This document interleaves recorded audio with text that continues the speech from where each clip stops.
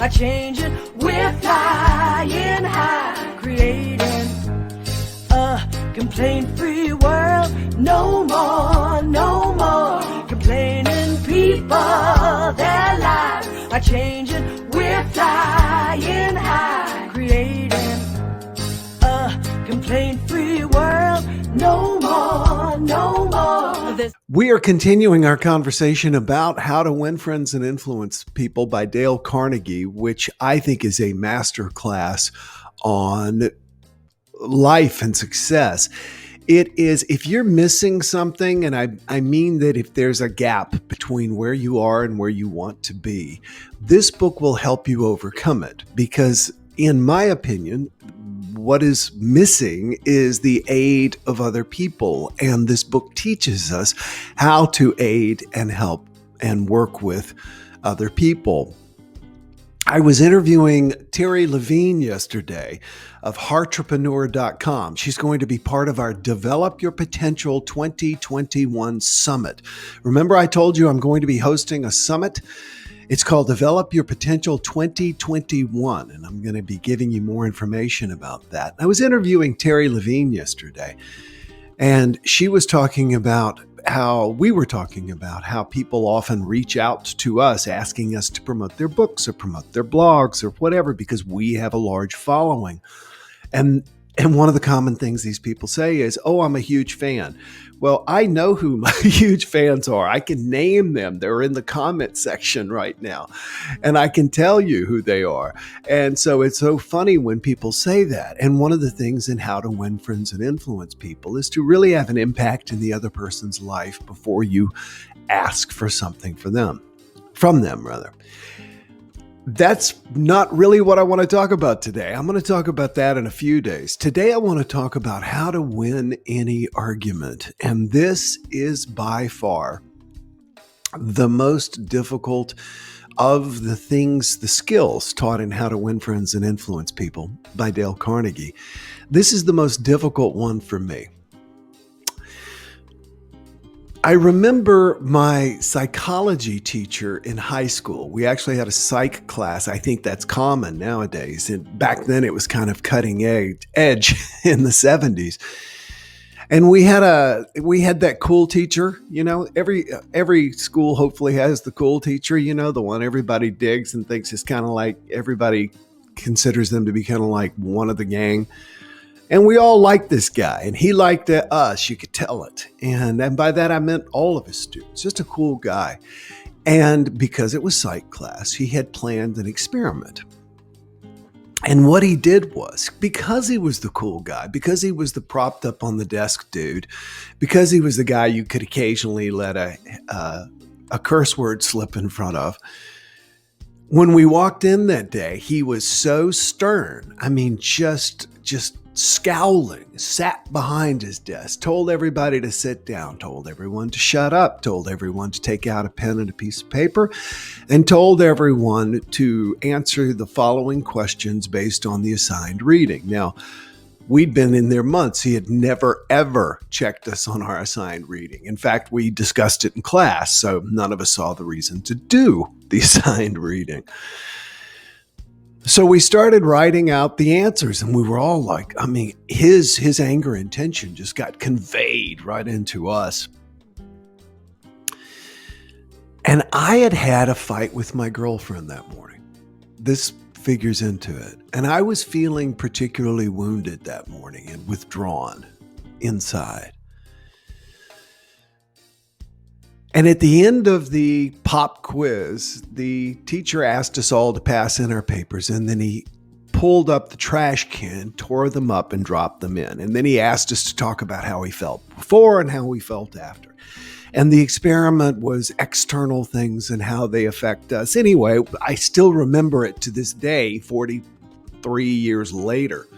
So it was interesting. The thing that I also remember was, after we started processing this, he laughed and looked really relieved. The teacher did, and said, "Oh my God, I've been sweating. I've done this already with 3 other classes, but I was sweating doing this class." And I said, doing this experiment with this class.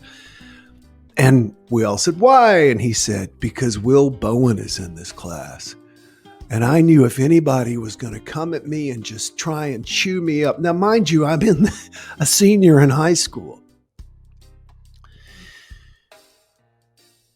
He knew that if somebody was going to come back and challenge him and try and win a fight, it was going to be me. And that is what I'm wanting to tell you, because the hard thing to realize is that the only way to win a fight is not to engage in one. And I realize that I am quoting the movie Roadhouse right now and simultaneously quoting Family Guy by doing it that way. Roadhouse. The only way to win a fight is not to engage in one. Sun Tzu, the great Chinese battlesman and king, and whose book The Art of War had a huge resurgence back in the 1980s here in the United States, said to win without fighting is the best of skills. Let me say that again. To win without fighting is the best of skills. My belief system has always been that you are a coward if you don't fight. My mother used to try and tell me that you don't have to show up for every fight you're invited to. She used to tell me that it took two to fight. And inside I thought, I don't care. I have been able to correct some injustices because of my willingness to take things on. I've been able to get things passed in city councils and board rooms, etc., because of my doggedness and willingness. The thing is to not engage in an argument in the process. The only way to win is to make the other person want to come around and do what it is that you want them to do. And the only way to do that is to provide more value for that person in doing so. Mr. Rogers had an interesting way of handling tense moments. If you think about it, we look at Mr. Rogers' Neighborhood and we think, oh, it's such a simple set and such a simple thing. And Mr. Rogers himself played the music and he did all the puppets and wrote the scripts, et cetera, et cetera. But there was a lot of people on that stage.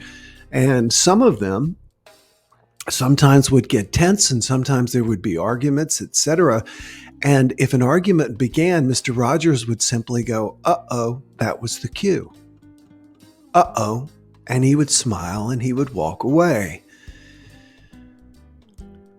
I saw this thing come across on Reddit that really, really had an impact on me. And it was a man probably in his 70s and obviously very, very fit and battle carved. I mean, this guy just looked like he looked like a colonel. You know, it's like if you're calling Central Casting and saying, send us down a mid-70s looking colonel. That was this guy, cropped up.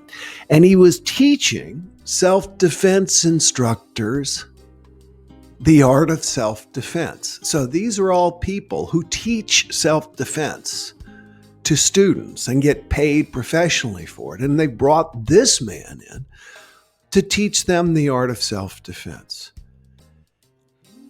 And spoiler alert, he said exactly what I have been saying to this point. Teach your students a way not to fight, not to engage in something physical. Because once you learn how to engage physically with other people, there's a part of you that's ready and somewhat wanting to do it. And he tells a story it's a sad story of a man in a bar who someone comes up and starts talking trash to him and picking at him and messing with him, et cetera, et cetera, et cetera. And finally, the guy's had enough and he swings and hits the guy. The guy falls down and hits something and breaks his neck and dies. And the other man goes to jail for manslaughter for 7 years. So he's like, to not react is the hardest thing, but it's the most important thing. So a couple of things I remember he recommended were, If you're sitting in a bar and somebody looks at you and goes, "You looking at me?" Your response is, "I'm actually checking out the shirt you're wearing. That is so nice. Where did you get that?" And you've got to sound genuine. You've got to be prepared for that. If you're sitting in a bar and gazing away, these were his examples, not mine. They're all bar examples. But you're sitting in a bar and some guy looks over and says, "Are you looking at my woman? Is her name Marilyn? I knew someone named Marilyn who looked Is your name Marilyn? I'm sorry. I am so sorry. Let me buy you guys both a drink." That was just crazy. So in other words, be prepared to not only walk away externally, but to walk away internally. Nowadays, we are so primed for a fight. We are so pissed off as a society at one another and at what's going on and what's not going on. And we're constantly being convinced that to be acrimonious, to fight with other people, is somehow a good thing. Why? Because those are the things that get caught on Reddit and get posted on TikTok and get so many views, they rise to the top and people watch them. It's not an easy thing. It can be very, very difficult sometimes. And yet to learn to just walk away, that is real strength. To learn not to engage. One of the best things to do is to play it through. There's a saying that a friend of mine uses, and I've heard it many times actually, but he's common to me for saying it, and that is play it through to the end. In other words, let's say you do engage with this person. What are they likely to do? And I can tell you, I had an argument with the guy in a movie theater in my 20s. And he was being a bit of a jerk. I thought I was a jerk back. And it was one of those, you squeeze somebody's arm and they squeeze back. And every time it happens, it's 18% stronger before you know it. And that moment I realized, whoa. This can just continue to escalate. So what we want to do is to do our very best to try and get everybody smiling and over it as quickly as possible. And the best way is not to engage. And it's difficult, especially when we think we're right, which is, that's my drum roll, all the time. We think we're right all the time. Consider this idea that you don't really need to show up for every fight you're invited to. Sometimes just smile and step away. That's actually one of the skills taught in dialectical behavioral therapy, STOP, stop. The S stands for stop. The T stands for take a step back, like Mr. Rogers. The O stands for observe, and the P stands for proceed mindfully. The P is so interesting because when you say proceed mindfully includes asking yourself, what are your long-term goals? And if you're about to have an argument with someone who is important to yourself, one of the more important things is to ask yourself, where do I see myself in 5 years? Bottom line, with this person or without this person? Do they have more good qualities or bad qualities? Do we have more to connect us or more to divide us? Okay, then I can afford to step away and to breathe. Having had lots of arguments in my life, having grown up with that as a model for living, we think in the moment that it's fulfilling, and it's not. It's not. To win without fighting is the best of skills. Sun Tzu had it right. Give that a try today. Notice when things come up and see if you can withdraw your energy from it. See if you can just simply be with the discomfort, because a lot of the times we engage because we can't deal with the discomfort inside ourselves.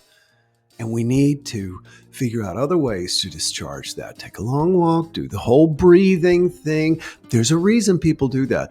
Somebody asked me backstage last week. It was a person who was sponsoring an event, and this person is a very important corporate executive, but they're not used to jumping on stages in front of hundreds and thousands of people. I didn't say hundreds of thousands. I said hundreds and thousands like me.